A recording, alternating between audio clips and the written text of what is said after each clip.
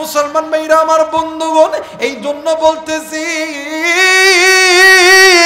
গুনাহ থেকে যদি বাঁচতে চান নিজে কোরআন শিক্ষা করেন, নিজের স্ত্রী সন্তানকে কোরআন শিক্ষা দেন। ভাইজান, আপনি কোরআন পড়তে পারলে আপনার সন্তান কোরআন পড়তে পারে না, এই দুনিয়া থেকে আপনিও যাবেন। ওই সন্তান যত বদ কাজ করবে, ওই সন্তান যত খারাপ কাজ করবে, ওই কাজের ভাগ আল্লাহ তাআলা আপনার আমলনামায় দিবে। বাদান্নে আমার এই দেশে আর্মির দরকার, পুলিশের দরকার, এই দেশে বিডিআরের দরকার, এই দেশে বাদান্নে আমার এমপি মন্ত্রীর দরকার রে বন্ধ। কিন্তু ভাই গো, একটা কোরআনওয়ালা আর্মি বানাও, কোরআনওয়ালা পুলিশ বানাও, কোরআনওয়ালা ডাক্তার বানাও। আল্লাহ বললেন নবীজি, ইয়া রাসূলুল্লাহ, ইয়া হাবিবাল্লাহ, নবী গো, আমি আল্লাহ রাব্বুল আলামিন বলে দিলাম, আমি আল্লাহ রাব্বুল আলামিন বলে দিলাম, ওয়া আলাল্লাহি কাসদুস সাবিলি ওয়া মিনহা জাইর ওয়া লাউ শাআ লাহাদাকুম আজমাইন। আল্লাহ বললেন নবীজি, तमाम পৃথিবীর মানুষগুলোকে আমি আল্লাহর পক্ষ থেকে জানায়া দাও, ওগো নবীজি, ইয়া রাসূলুল্লাহ, ইয়া হাবিবাল্লাহ, আমি আল্লাহ রাব্বুল আলামিন এই যে মানব জাতিকে দুনিয়ার জমিনে আমি আল্লাহ প্রেরণ করেছি, এই মানব জাতি দুনিয়ার জমিনে যাওয়ার পরে আমি আল্লাহর বিধান বাদ দিয়া এরা মানব রচিত বিধান নিয়ে এরা ব্যস্ত হয়ে গেছে, এরা মানুষের বাঁকানো পথের দিকে প্রতীক হয়ে চলতেছে। নবীজি, আপনি এই বান্দা বান্দীদেরকে জানায়া দেন, এই বান্দা বান্দি যাতে ওই বাঁকা পথ ছেড়ে দিয়া আমি আল্লাহর কোরআনটা ধরে।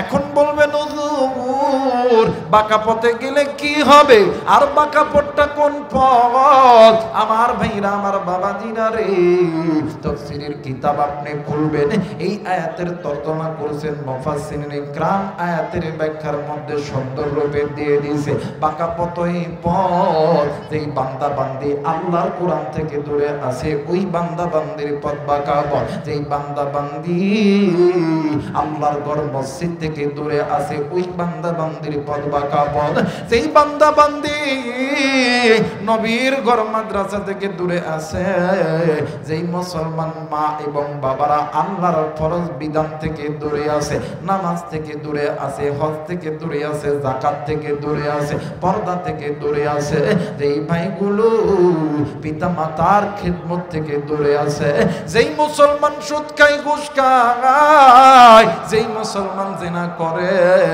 এদের পথটা হইল বাঁকা পথ। একমাত্র আল্লাহর কোরআনের পথটা হইল, এই পথটাই হইল আল্লাহর জান্নাতের পথ। একটু আওয়াজ করে বলেন সুবহানাল্লাহ, আরেকবার বলেন সুবহানাল্লাহ। মুসলমান ভাইরা আমার বন্ধুগণ,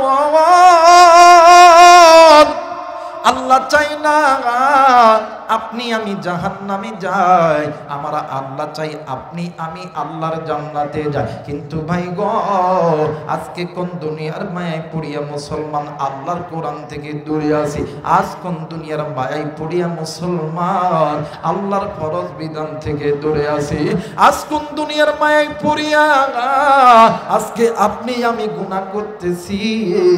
আল্লাহ রাব্বুল আলামিন ডাক দিয়ে বললেন, পৃথিবীর মানুষ তোমরা শুনে নাও, যারা তোমরা গুনাহ করছো তোমাদের গুনার খবর এই পৃথিবীর কেউ জানে না।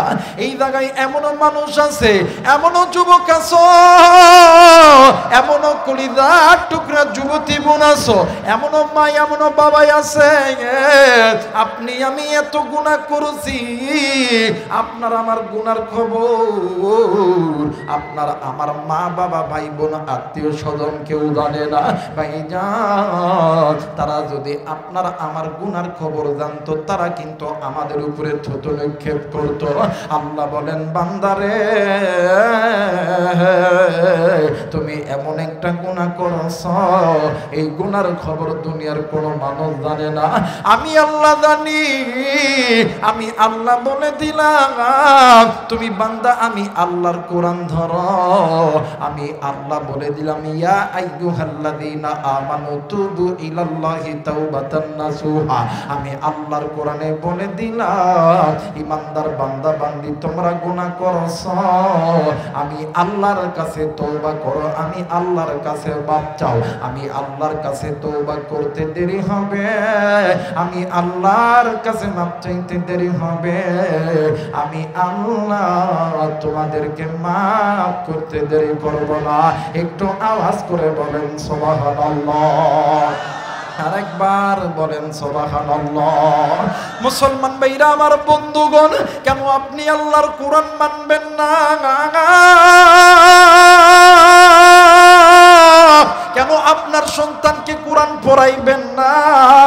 কেন আপনি জাহান্নামে যাবেন? কেন আপনার স্ত্রী সন্তান জাহান্নামে যাবে? ও বাজার, আসমানের নিচে জমিনের উপরে যত দামি দামি কিতাব আছে, সবচেয়ে দামি কিতাবের নাম আল কোরআন। এই কিতাব দুনিয়ার জমিনে যেই বান্দা মেনেছে, আল্লাহ তাআলা তাদেরকে জিরো থেকে হিরো বানায় দিয়েছে।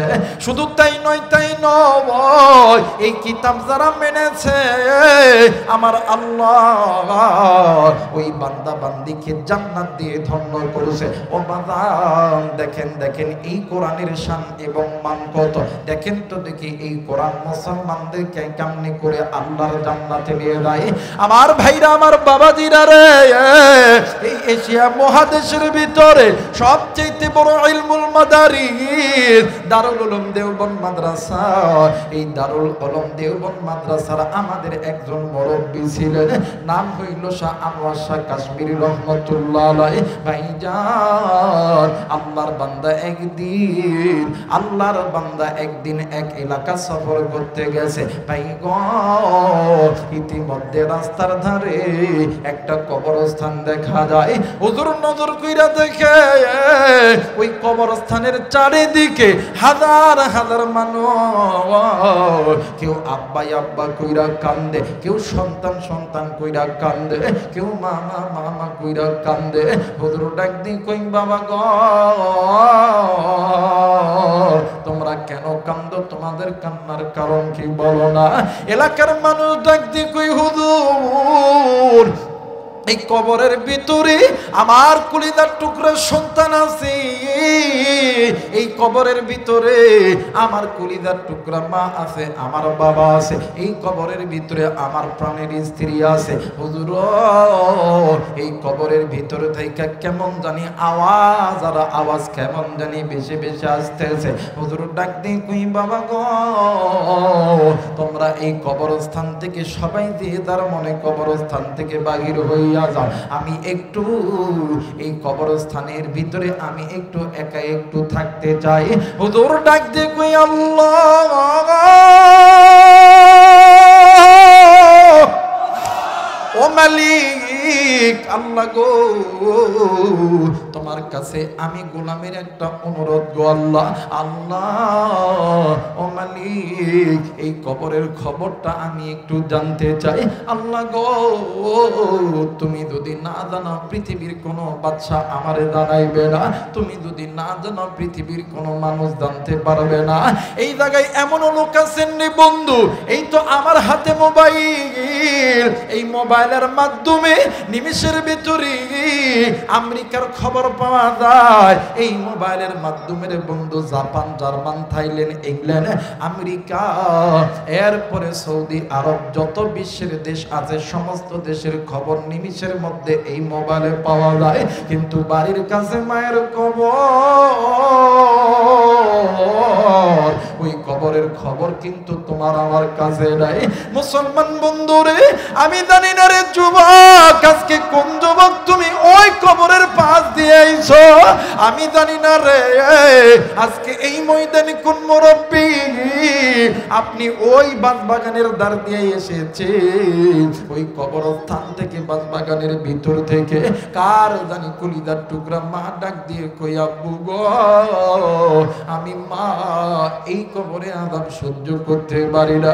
কার জানি আদরের বাবা ডাক দিয়ে কই, বেটারি, আজকে কোন দুনিয়ার মায়ায় পড়িয়া আমি মাইরে তুই বইলা গেলি, আমি বাপরে তুই বুইলা গেলি আমি মা আমি বাবা তোর জন্য কি না করি নাই বেটা রে আজকে আমি বাবার কবরে জাহান্নামের আগুন জ্বলে রে বেটা এরে বেটা আজকে আমি মায়ের কবরে সাপের দংশন চলে রে বেটা বেটা রে আমি মা আমি বাবা এই কবরে জাহান্নামের আগুন সহ্য করতে পারি না আরে মুকুন্দা গাতির যুবক আমি জানি না ওই ময়দানে কোন যুবকের জানি মা নাই কোন মুরব্বির জানি আদরের মা নাই বাবা নাই এই জায়গায় অনেকে আছো মা নাই রে ভাইয়া তোমার যেমন মা নাই আমার নবীরও কিন্তু মা ছিল না তোমার যেমন বাবা নাই আমার নবীরও কিন্তু বাবা ছিল না তুমি যেমন এতিম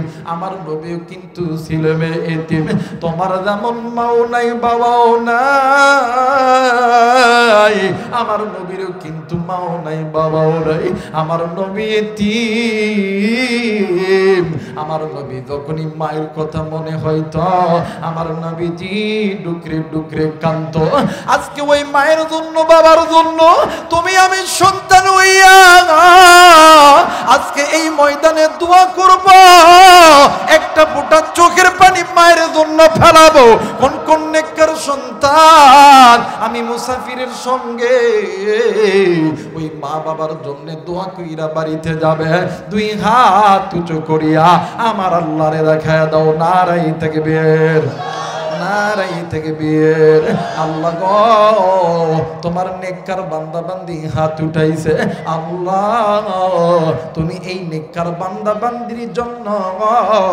তুমি আসমান জমিনের রহমতের বরকতের দরজা আল্লাহ তুমি খুলে দাও জোরে বলেন আল্লাহু আকবার আর একবার বলেন আল্লাহু আকবার মুসলমান বাবাজি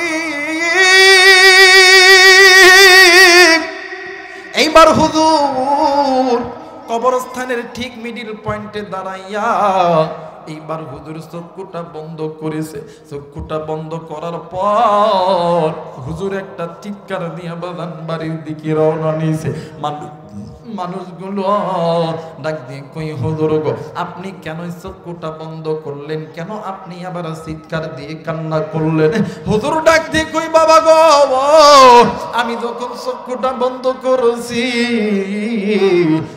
আমি হুজুর নজর কইরা দেখি এই কবরের মধ্যে এত সাপ মানুষের হাতের মধ্যে কামড় দিলে হাতের হাড্ডি মাংস সবগুলি গুড়গুড় করিয়া ভাগিয়া যায় মানুষের মাথায় যখন কামড় দেয় মানুষের মাথার হাড্ডি মাংসগুলো মগজগুলো সব ছিন্ন বিচ্ছিন্ন হইয়া যায় সাপ মানুষের নাক দিয়ে ঢুকে সাপ মানুষের মুখ দিয়ে বাইর হয় সাপ মানুষের জবান দিয়ে ঢুকে পিছনের রাস্তা দিয়া বাইর হয় আমি এই বয়ে ওই কবর থেকে লাভ দিয়া ওইটা আইছি মুসলমান বাজান রে আমার কেন আপনি আল্লাহর কোরআন পড়বেন না কেন আপনি আল্লাহর কোরআন পড়াইতে পারবেন না কেন ছেলেকে আপনি আল্লাহর কোরআন পড়াইবেন না বাবাজি দেখেন দেখেন এই কোরআনের শান আর মান দেখেন কোরআন আপনাকে কেমন করে আল্লাহর জাহান্নাম থেকে জান্নাতে নেয় এই কথা বলার পর অত্র এলাকার মানুষ আরো কান্নাকাটি শুরু করলো ও বাবা শাহ আনোয়ার শাহ কাশ্মীরি রহমতুল্লাহ আলাইহি ওই জায়গা থেকে বাড়িতে গেছে এশার নামাজ পড়ার পর আল্লাহর বান্দা নবীর উপরে দরুদে ইব্রাহিম পড়তে পড়তে যখন ঘুমায় গেছে আল্লাহর বান্দা যখন ঘুম চলে এসেছে আল্লাহর বান্দা ঘুমের মধ্যে স্বপ্নে দেখে রে যেই কবরের মধ্যে জাহান্নামের আযাব ছিল ওই কবরে আর আযাব নাই ওই কবরবাসী কেমন জানি আল্লাহর জান্নাতের ফুলের বাগান হয়ে গেছে একটু আওয়াজ করে বলেন সুবহানাল্লাহ আরেকবার বলেন সুবহানাল্লাহ আল্লাহ তোমার জান্নাতে যাব জোরে আল্লাহ তোমার জোরে আল্লাহ তোমার জান্নাতে যাব তোমার কোরআন মেনে নিয়ে তোমার কোরআন মেনে নিয়ে জীবন চালাবো আল্লাহ তোমার জান্নাতে যাব জোরে আল্লাহ তোমার নবীর সুন্নত মেনে নিয়ে, নবীর সুন্নত মেনে নিয়ে জীবন চালাব, আল্লাহ তোমার জান্নাতে যাব। সবাই আল্লাহ তোমার, জোরে আল্লাহ তোমার, নারাই তাকবীর, নারাই তাকবীর। কিন্তু মুসলমান বন্ধুরে, এই ময়দান থেকে অনেকে চলে যাবে রে বন্ধু, অনেক যুবক, অনেক মুরব্বী, অনেক মা, অনেক বাবা, এই ময়দান থেকে আপনি চলে যাবেন রে বাদা। কিন্তু বাদান রে, এসেছেন নেকি কামাই করার জন্য, কেন আপনি গুনাহ লইয়ে বাড়িতে যাবেন? বাড়িতে দেয় কি করবেন? হয়তোবা আপনি ঘুমাইবেন, হয়তোবা একটু ফোন টিপবেন, হয়তোবা গার্লফ্রেন্ড হয়ে বয়ফ্রেন্ডের সঙ্গে একটু কথা বলবেন, বয়ফ্রেন্ড হয়ে গার্লফ্রেন্ডের সঙ্গে কথা বলবেন, হয়তোবা একটি টেলিভিশন দেখবেন। একটা বার কি নজর করছে আজকের রাতটা কার জানি জীবনের শেষ রাত হইতে পারে। হায়াত থাকলে আপনি আমি সকালের সূর্য দেখতে পারি, না থাকলে নাও দেখতে পারি। আমার আল্লাহ বলেন, ইয়া আইয়ুহাল্লাযীনা আমানু কু আনফুসাকুম ওয়া আহলিকুম নার, তোমরা নিজেরা জাহান্নাম থেকে বাঁচো, তোমাদের অধীনে যারা আছে এদেরকে জাহান্নাম থেকে বাঁচাও। ভাইজান বলেন তো দেখি, মাল যদি ফ্যাক্টরি যদি ভালো হয়, মাল ভালো হবে কি হবে না? জোরে বলেন, হবে কি হবে না? আর মাল পার যদি ফ্যাক্টরি ভালো না হয়, ওই মাল কোনোদিন ভালো হওয়ার আশা করা যায় না। কথা বলেন ঠিক কিনা? মুসলমান ভাইরা আমার, বন্ধুগণ, এই জন্য আল্লাহ পাকের হুকুম, আমি 5 ওয়াক্ত নামাজ পড়ি, আর একজন ভাইকে 5 ওয়াক্ত নামাজের দাওয়াত দিতে হবে। আল্লাহ পাকের হুকুম, যেই মা পর্দা করেন আর একজনকে পর্দার দাওয়াত দিতে হবে। যেই মা হালাল খান, রোজা রাখেন, হজ করেন, ওই মা আর একজন মাকে বাদান নিয়ে আমার তালিম দিতে হবে। কিন্তু ভাই গো, বর্তমান আমার বাংলাদেশে স্বামীও গুনাহগার, স্ত্রীও গুনাহগার। ওই স্বামী স্ত্রীর পেট থেকে কোনোদিন নেককার সন্তান জন্ম নিবে না, ওই মা বাবার পেট থেকে জন্ম নিবে ওই রকম ধোঁকাবাজ সন্তান। কথা বলেন ঠিক কিনা? মুসলমান ভাইরা আমার, বন্ধুগণ, আপনার আমার নবী জনাবে মুহাম্মদ রাসূলুল্লাহ, সকলেই পড়ি সাল্লাল্লাহু আলাইহি ওয়াসাল্লাম। একদিন মা আয়েশার ঘরে ঘুমাইতে গেছে, মা আয়েশা ঘুমের গভীরে আছে। আল্লাহর নবীকে পাইয়া মা আয়েশা খুশি হয়ে গেছে। ভাইজান, মা আয়েশা আল্লাহর নবীকে পাইয়া মা আয়েশার হাতের 10টি আঙ্গুল আল্লাহর নবীর জন্য উৎসর্গ করে দিয়েছেন। একটু আওয়াজ করে বলেন সুবহানাল্লাহ। একবার আল্লাহর নবী ডাক দিয়ে কই, আয়েশা রে,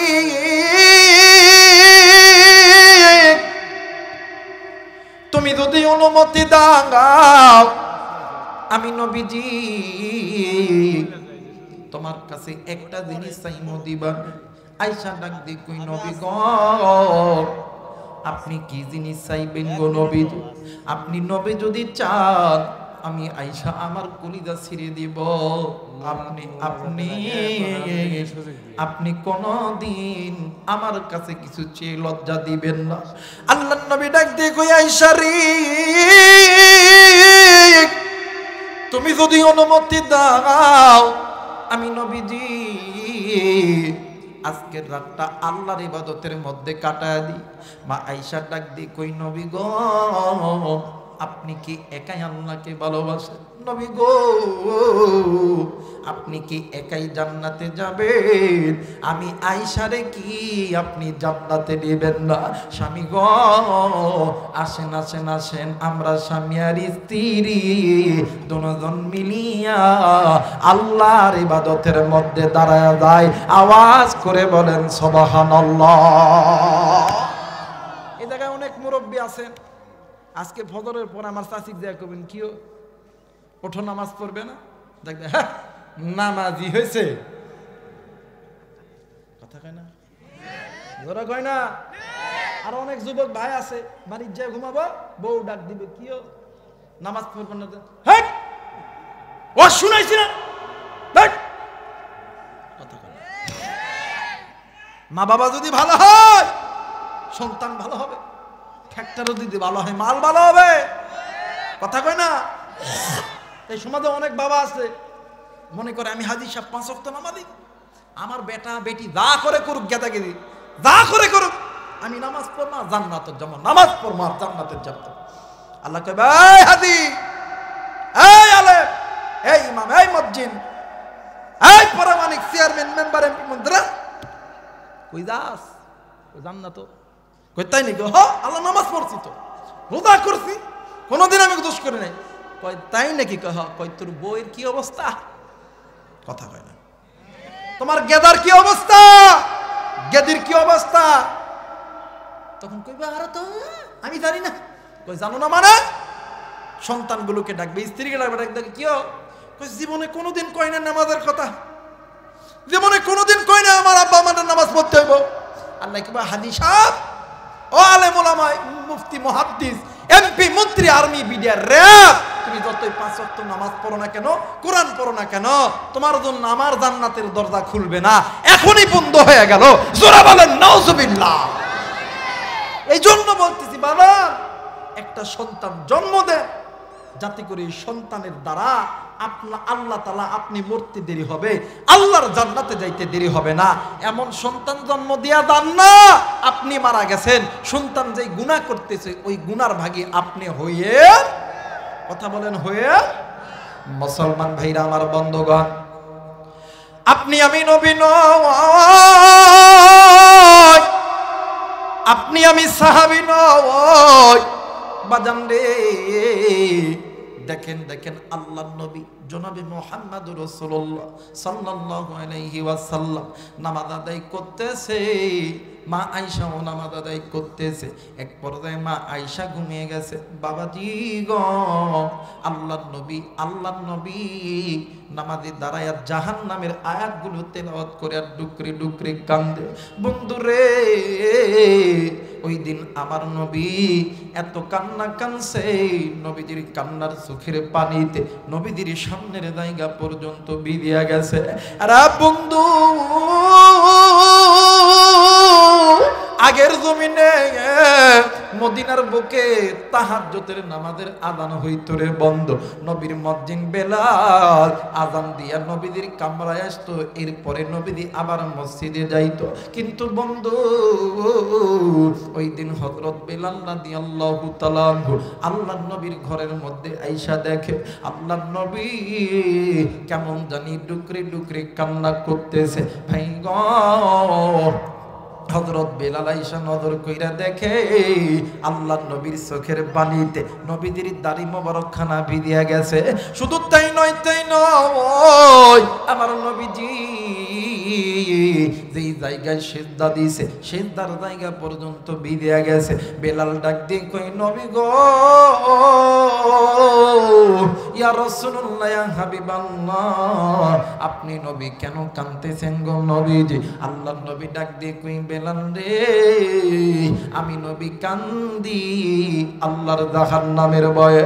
বেলাল ডাক দিয়ে কই, হুজুর, ইয়া রাসূলুল্লাহ, ইয়া হাবিবাল্লাহ, নবীজি আপনি নবী নিজেই বলছেন আল্লাহ আপনার সামনের গুনাহ মাফ করছে, আল্লাহ আপনার পিছনের গুনাহ মাফ করছে, এরপরও কেন আপনি জাহান্নামের ভয়ে ডুকরে ডুকরে কাঁদেন গো নবীজি? আমার নবী কান্দার ডাক দিয়ে কই, বেলাল রে, আমি নবী কান্দি আমার এতিম উম্মতের জন্য। হ্যাঁ বেলাল,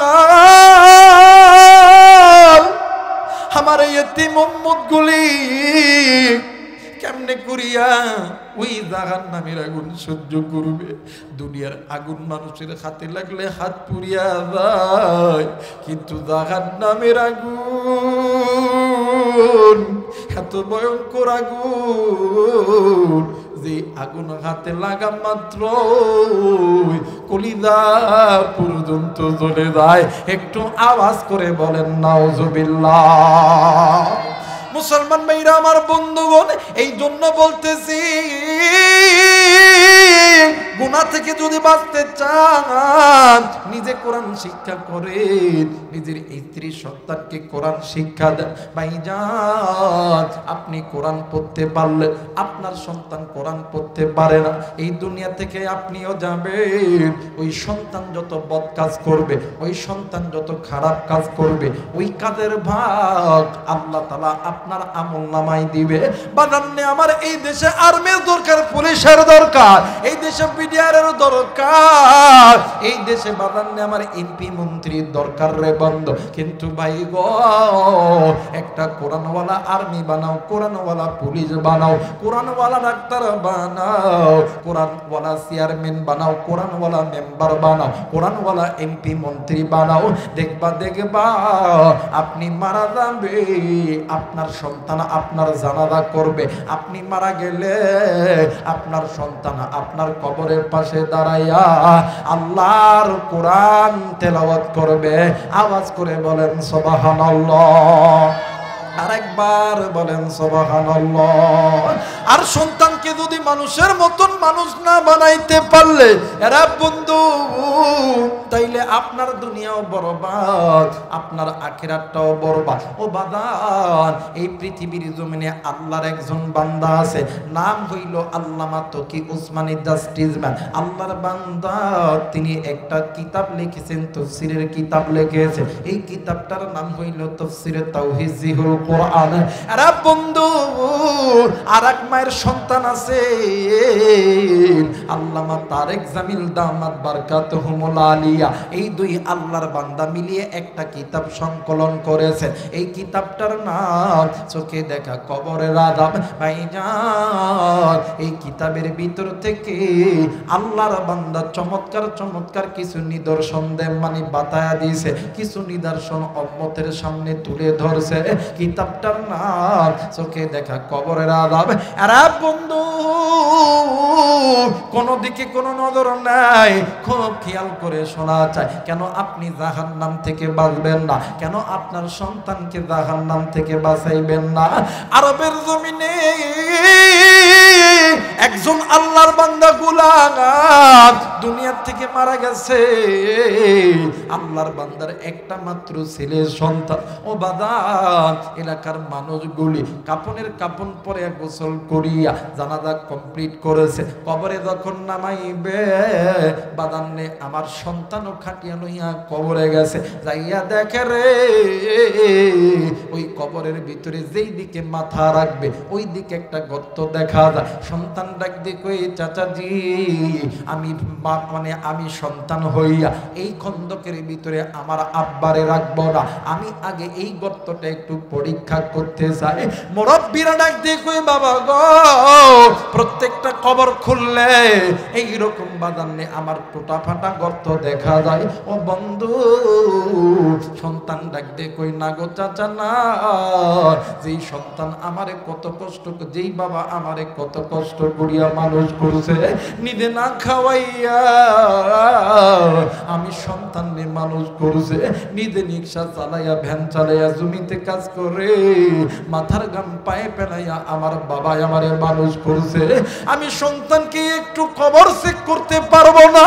এইবার সন্তান কবরের ভিতরে যখন নামছে ওই কবরের ভিতরে নামার সঙ্গে সঙ্গে একটা লাড়কি নিয়ে নামছে। ওই কবরের ভিতরে নামিয়া ওই কবরের ভিতরে ওই গর্তের মধ্যে যখন লাড়কিটা ঢুকায়া দিছে, লাড়কিটা ঢুকায়া দেওয়ার সঙ্গে সঙ্গে ওই গর্তের মধ্যে থাইকা বিশাল একটা সাপ বাইরে হইয়া ওই যুবকের দিকে উঠে গেছে।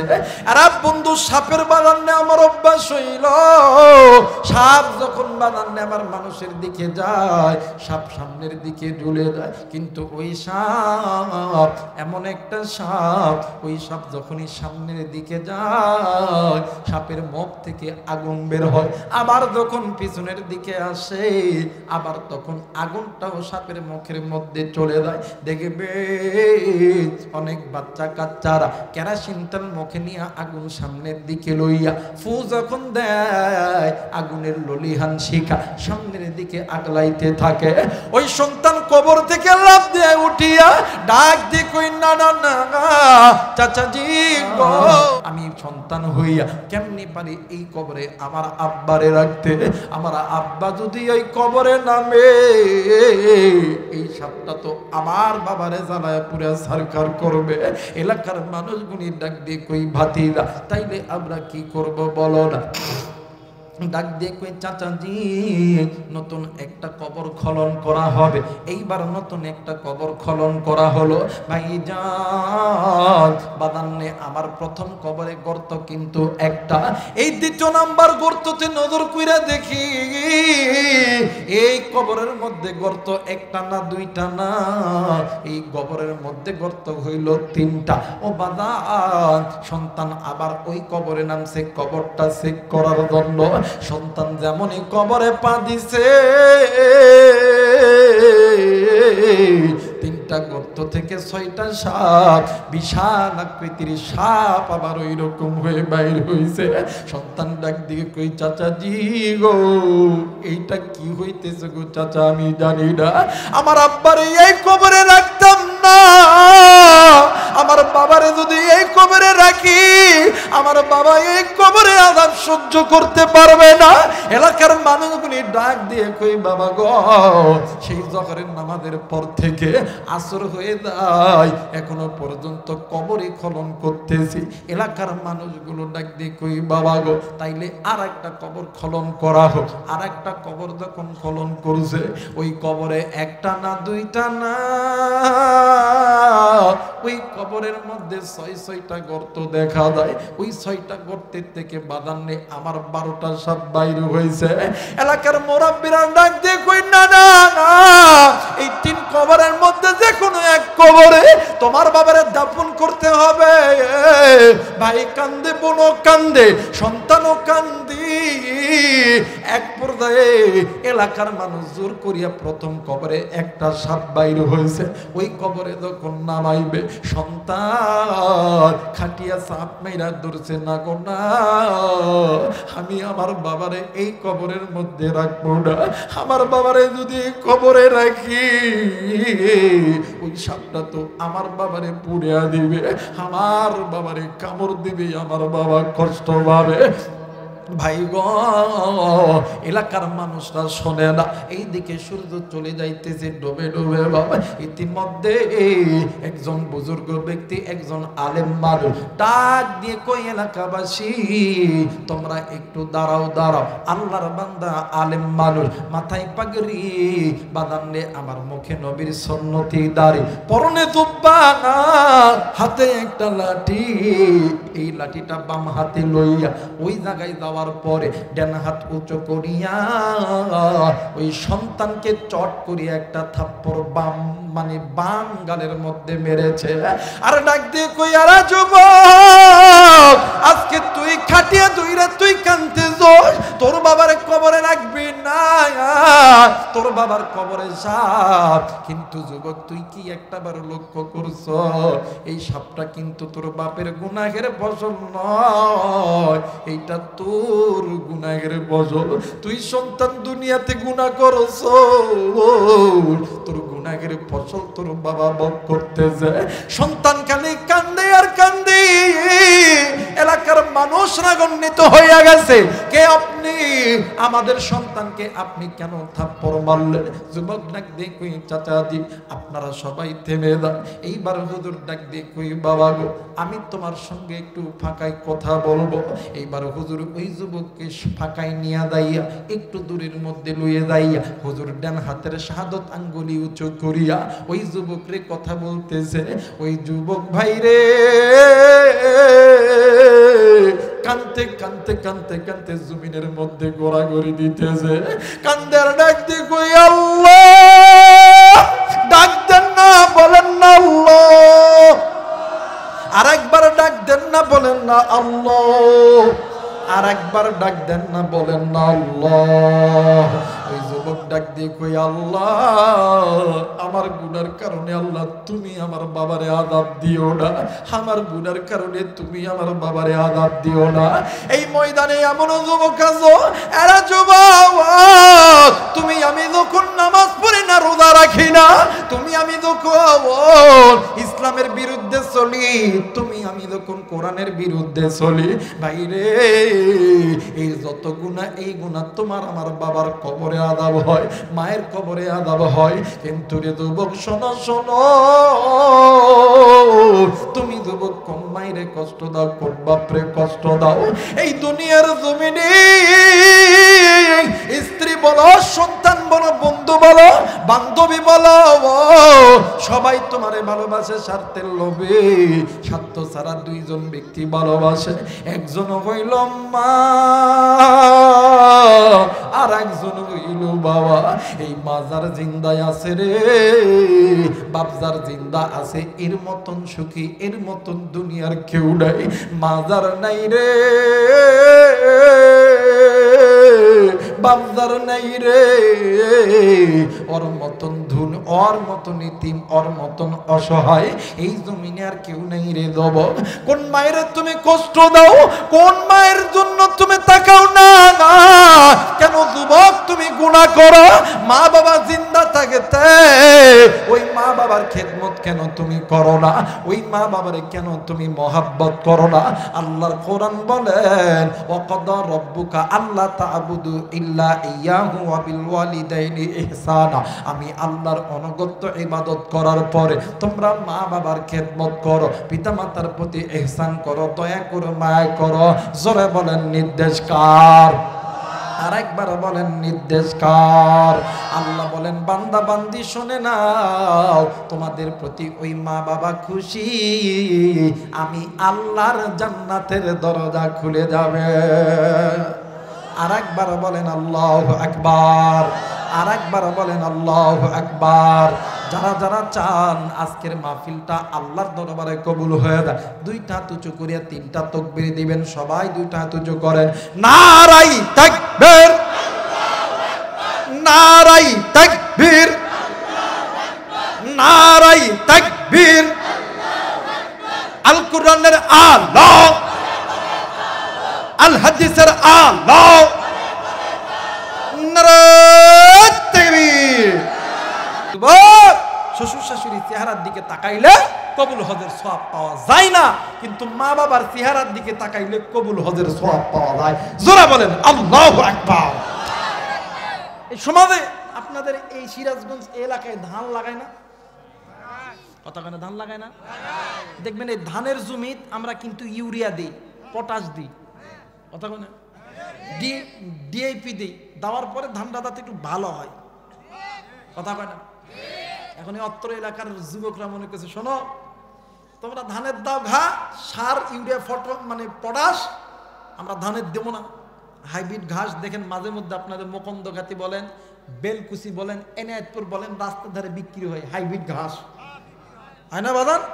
দেখবেন গরু খাওয়ায়, খাসি খাওয়ায়, হয় না? কেউ যদি এখন এই এলাকার যুবকরা শপথ করছে আমরা ধানের জমি তার সার দিব না, পটাশ দিব না, ডিএপি দিব না, আমরা এই ঘাসের জমি দিব, দিয়া এই যে বাদান হন্দনগাতি যে মসজিদ আছে, এই মসজিদত এতেকাপত বসছে 3 মাসের জন্য, আল্লাহ ধান দে, ধান দে, ধান দে। ধান হবে? কথা কেন হবে? যুবক, ঘাসের জমিতে যেমন সার দিয়া ধানের আশা করা যায় না, মা বাবার খেদমত বাদ দিয়া শ্বশুর শাশুড়ির খেদমত করলে আল্লাহর জান্নাতও পাওয়া যায়। কথা বলেন যায়? এই সমাজে এমনও যুবক আছে যেই সন্তানকে doctor, engineer, army, BDR, police, RAB বানাইতে লাগা মা বাবা নিজের সম্পদ পর্যন্ত বিক্রি করছে, কথা কয় না? কিন্তু সন্তান ব্যবসায়িক হওয়ার পরে, সন্তান টাকাওয়ালা হওয়ার পরে যখন বিয়া যখন করে, দেখবেন ঘরের মধ্যে একটা বাদানে একটা উই পোকা ঢুকে যায়, কথা কয় নাকি? কোন পোকা? জোরে বলেন কোন পোকা? উই পোকা। স্বামী রাতবেলা ব্যবসার থেকে আইছে, ভাত খাইতেছে, স্বামী আর স্ত্রী দুজন ভাত খায়, স্বামী ভাত খাইতেছে, স্ত্রী আর ভাত খায় না, খালি ভাত খেলে কথা হয় না। এ দাঁড়া, আস্তে কথা কই বলে বইয়ের কামাই খাওয়ালো, কথা কয় না কে? স্বামী ভাত খায় আরো ভাত খায় না, খেলে কথা হয় না, জোরে কয় না। আমার ভাইরা, আমার বন্ধুগণ, স্বামী এখন ডাক দিয়ে কই কি হলো, ভাত খেলো, কথা কয় না। না বাস্তব, বাস্তব দেখবেন যেটা উঠে যাবো ওইটার মধ্যে ভেজাল আছে, কথা কয় না কে? জোরে কয় না, ঠিক কিনা? আমার ভাইরা, আমার বন্ধুগণ, একটু সময় দেন, আমার একটু সামনের দিকে আগাইতে দেন। এখন স্বামী ডাক দেখো, কি হয়েছে, তুমি এত রাগ বাগ করতেছো কেন? ওই তোমার মা বাপের লোকে আমি আর থাকতাম না, কথা কয় না। এখন ডাক দিয়ে কই কেন থাকবা না? কই থাকতাম না, এক কথাই শেষ। যদি তুমি তোমার মা বাবার লগে থাকো, আমার বাপে একটা গাড়ি দিছে পালসার, কথা কয় না, জোরে কয় না। এই পালসার গাড়ির লোভ অনেক যুবক বিয়া করছে, কথা কয় না।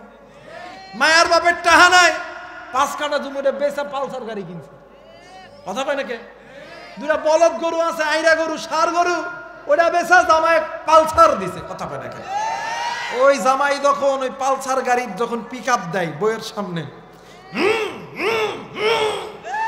যুবক তুমি যখন পিকআপ দাও, এটা তোমার বইয়ের কলজাত লাগে। তোমার বউ তোমারে ডাক দেখো, আল্লাহ এই ফকিন্নির পোলা আমার বাপের দুটো ষাঁড় গরু বেচ্চা দিছে, আল্লাহ এই ফকিন্নির পোলা ভালো মতন বাড়িতে না আসে, কথা বলেন ঠিক কিনা? আমার ভাইরা, আমার বন্ধুগণ, এইবার এই যুবক ডাক দিয়ে কই তাহলে কি করতাম? কই তুমি যদি তোমার মা আর বাপরে যদি ভাত দাও, তাইলে আমার বাপে 2 লাখ টাকা দিছে, টাকা দাও, আর পালসার গাড়ির চাবিটা দাও। এই যুবক হিজরা মরদ ডাক দিয়ে কই তোমারটাই ঠিক, তোমারটাই ঠিক, মার বাপরে ভাত দিতাম না, কথা কয় না, জোরে কয় না। আর এই সময় এমনও কিছু ব্যাককল বাপ আছে যে সন্তানকে দ্বীনি শিক্ষা দিতে চায় না, সন্তানকে কোরআনুল কারীমে শিক্ষা দিতে চায় না। ভাইরে, সন্তানকে আর্মি বানান, পুলিশ বানান, এতে আমার কোনো আপত্তি নাই, কিন্তু প্রাথমিক শিক্ষা কোরআনের শিক্ষাটা দেন। ওই সন্তান আপনি মা বাবার সঙ্গে নাফরমানি করতে পারবে না, কথা বলেন ঠিক কিনা? আমাদের সমাজে কিছু কিছু মুরব্বীরা আছে, নেতা খেতা, এরপরে চেয়ারম্যান মেম্বার দেখলে ডাক দেখে, আমার বলে আমাকে ভাত দেয় না, বা কথা কয় না। চাচা কান্দেন কে? চাচি কান্দেন কে? আপনার সন্তানকে যদি মানুষের মতন মানুষ হিসেবে গড়ে তুলতেন, আপনি যদি নিজে গুনাহ থেকে বাঁচতে পারতেন, আপনার সন্তানও গুনাহ থেকে বাঁচতে পারতো, কথা বলেন ঠিক কিনা? এই সন্তান ডাক দেখো, তোমারটাই ঠিক, তোমারটাই ঠিক, মার বাপরে ভাত দিতাম না। আমার ভাইরা, যুবক তুমি কোন মায়ের ভাত দাও না, তুমি কোন মায়ের গালি দাও, কোন মায়ের মুখের উপরে কথা বলো?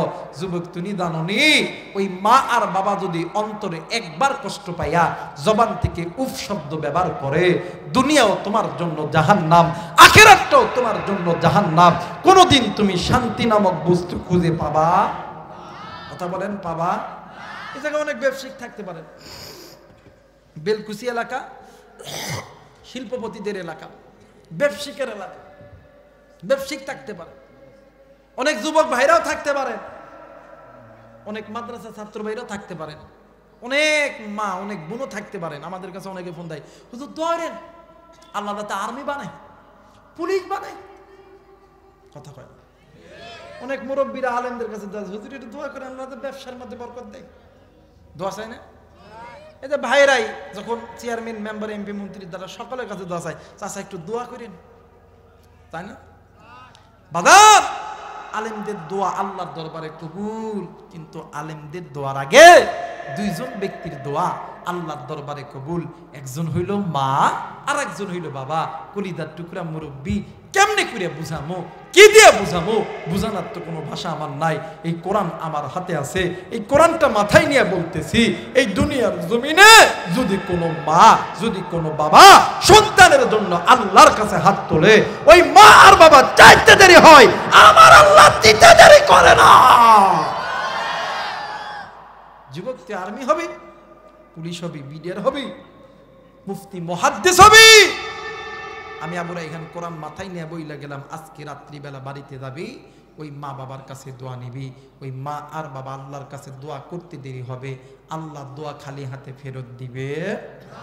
কিন্তু ওই মারে তুই কষ্ট দিস, ওই মা যেমন ভালো দোয়া করলো আল্লাহ কবুল করে, খারাপ দোয়া করলো আল্লাহ কবুল করে, কোনোদিন খালি হাতে ফেরত দেয়? জোরে বলেন দেয়? মুসলমান ভাইরা আমার, বন্ধুগণ, দিল নরম করে দিবে।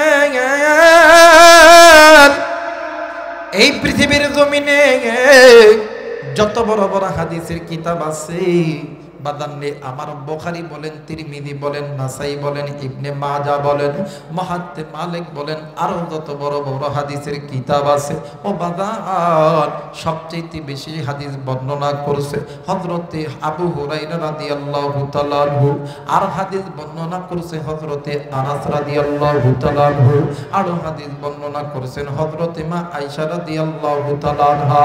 আরে বন্ধু, হযরতে আনাস রাদিয়াল্লাহু তাআলা আনহু থেকে বর্ণিত, আল্লাহর নবী জনাবে মুহাম্মদুর রাসূলুল্লাহ, সকলেই পড়ি সাল্লাল্লাহু আলাইহি ওয়াসাল্লাম, একদিন রাস্তা বয়ে হেঁটে হেঁটে যাইতেছিলেন। আমার নবীর কানে আওয়াজ আসলো, কোথা থেকে যেন আওয়াজ বেশি বেশি আসতেছে, কি যেন ডাক দিয়ে কই, বাঁচাও বাঁচাও, আমি এই কবরে আযাব আর সহ্য করতে পারি না।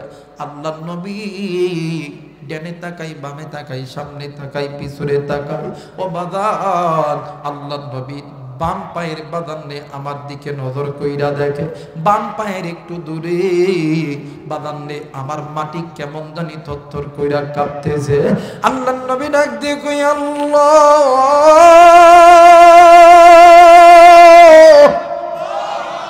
ওগো মালিক, আল্লাহ গো, তুমি তো আমারে উম্মতের জন্য রহমত করে বাড়াইছো, আর তুমি আল্লাহ এই সৃষ্টির মাখলুককে তুমি তো জাহান্নামে দেওয়ার জন্য বানাই নাই। আল্লাহ, আমি নবী রহমতের নবী, আমি নবী রহমতের নবী হইয়া কি পারি আমার উম্মতের কবরে আযাব দেখতে? না গো আল্লাহ না, আমি নবীজি তোমার কাছে দোয়া করতেছি, আল্লাহ আমার উম্মত তোমার বান্দার কবরে আযাব তুমি আল্লাহ মাফ করে দাও। একটু আওয়াজ করে বলেন সুবহানাল্লাহ, আরেকবার বলেন সুবহানাল্লাহ। মুসলমান ভাইরা আমার, বন্ধুগণ, ইতিমধ্যে জিবরাইল আমিন হাজির। জিবরাইল আমিন ডাক দি কই, নবী গো, ইয়া রাসূলুল্লাহ, ইয়া হাবিবাল্লাহ, নবীজি আমার আল্লাহ আমারে এই জায়গায় পাঠাইছে। ওগো নবীজি, আপনি যখনই দোয়া করছেন, যখনই দোয়া করবেন, সব দোয়া আমার আল্লাহ কবুল করবে, কিন্তু আজকের এই মুহূর্তের দোয়া আমার আল্লাহ কবুল করবে না। আমার নবী ডাক দিয়ে কই, জিবরাইল কেন কবুল করবে না, জলদি করে বলো না। ডাক দিয়ে কই, হুজুর, আপনি এমন এক নাফরমানের জন্য আল্লাহর কাছে হাত উঠাইছেন, আল্লাহর এই নাফরমান বান্দা দুনিয়াতে জিন্দা থাকা অবস্থায় ওই মায়ের সঙ্গে খারাপ ব্যবহার করছে, নিজের জনম দুঃখিনী মা, যেই মা 10 মাস 10 দিন গর্ভে ধারণ করেছে, ওই মায়েকে কষ্ট দিয়েছে। শুধু তাই নয় গো, ওই মা এই সন্তানের 1 দিন 2 দিন 3 দিন 4 দিন কষ্ট বাইরায়, সন্তান তিলে তিলে কষ্ট দিছে। ওই জনম দুঃখিনী মা ওই সন্তানের কষ্ট সহ্য করতে না পারিয়া ওই মা আল্লাহর কাছে চোখের পানি ছেড়ে দিয়ে দোয়া করছে।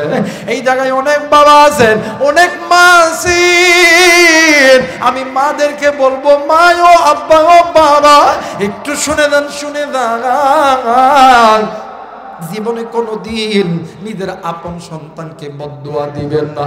সন্তান যে কাজ করুক না কেন, সন্তানকে কোনোদিন বলেও বদদুয়া দিবেন না, রাগে পড়েও বদদুয়া দিবেন না। কেন মা, আপনি জানেন না, আপনি মা যখন সন্তানকে বদদুয়া দেন, বাবা যখন সন্তানকে বদদুয়া দেন, আপনি এবং আল্লাহর মাঝখানে কোনো পর্দা থাকে না, ডাইরেক্ট আমার আল্লাহ কবুল করিয়া দেয়। আমার নবী ডাক দিয়ে কইয়া, রে জিবরাইল, তাইলে কি আমার আল্লাহ এর কবর আযাব মাফ করবে না? আমার নবীজি ডাক দিয়ে কই, আল্লাহ গো, এই কবর আযাব কি মাফ করবেন না? জিবরাইল আমিন ডাক দিয়ে কই, নবীজি এর মা যদি মাফ করে, আমার আল্লাহ এর মাফ করবে। ভাই গো, আল্লাহর নবী ওই মহিলাকে লইয়া আইছে কবরের কাছে, ডাক দিয়ে কই, মা গো, ও মা, আপনার কাছে বলতেছি গো মা, সন্তান যদি ল্যাংড়া হয়, লুলা হয়, কানা হোক, খোড়া হোক, মা গো, এই সন্তানকে যদি কোনো ব্যক্তি আগুনের মধ্যে নিক্ষেপ করে মা, তাইলে আপনি মা কি সহ্য করতে পারবেন? ও বাজার, কোনো দিকে কোনো নজর নাই, খুব খেয়াল করে শোনা চাই, একটু দিলটা নরম করবেন। দেখেন দেখেন, কোন মাইরে আপনি কষ্ট দিয়েছেন রে বন্ধু, কোন বাপরে কষ্ট দিয়েছেন, কোন মা কোন বাপরে তুমি পুরা বইরে করা গালি দিছ। এরা বন্ধু, আমার নবীজি ডাক দিয়ে কই, মা গো, ও মা, আপনি যদি সন্তানকে মাফ না করেন, বা আমার আল্লাহ কোনোদিনও সন্তানকে মাফ করবে না। মা জননী দুই চোখের পানি ছেড়ে দিয়া কান্দে। আল্লাহ নবী ডাক দিয়ে কই, মা গো, এই পৃথিবীর জমিনে এমন কোন মা পারে না, এমন কোন বাবা পারে না সন্তানকে কষ্টে রাখতে। মা গো, তুমি আমার সন্তান, তুমি তোমার সন্তানকে মাফ করে দাও। মা জননী ডাক দিয়ে কই, হুজুর, আমি মা দোয়া করলে কি আমার আল্লাহ কবুল করবে? আরে বন্ধু, আল্লাহর নবী ডাক দিয়ে কই, মা গো, তুমি মায়ের জবান এত দামি জবান, তুমি মাই আল্লাহর কাছে চাইতে দেরি হবে, আমার আল্লাহ দোয়া কবুল করতে দেরি করবে না। একটু আওয়াজ করে বলেন সুবহানাল্লাহ। মুসলমান ভাইরা, আমার বন্ধুগণ, ওই জনম দুঃখিনী মা দেখার নাই রে যুবক, বাবা দেখার নাই। কার মা জানি কবরে, কার বাবা জানি কবরে, কার মায়ের কবর জানি জাহান্নামের আগুনে জ্বলে, কার বাবার কবর জানি জাহান্নামের আগুনে জ্বলে। ওই মায়ের জন্য, বাবার জন্য আবারও বলতেছি, আমি মুসাফিরের সঙ্গে দোয়া কইরা কে কে বাড়িতে যাবে, দুই হাত উঁচু করিয়া আমার আল্লাহরে দেখান।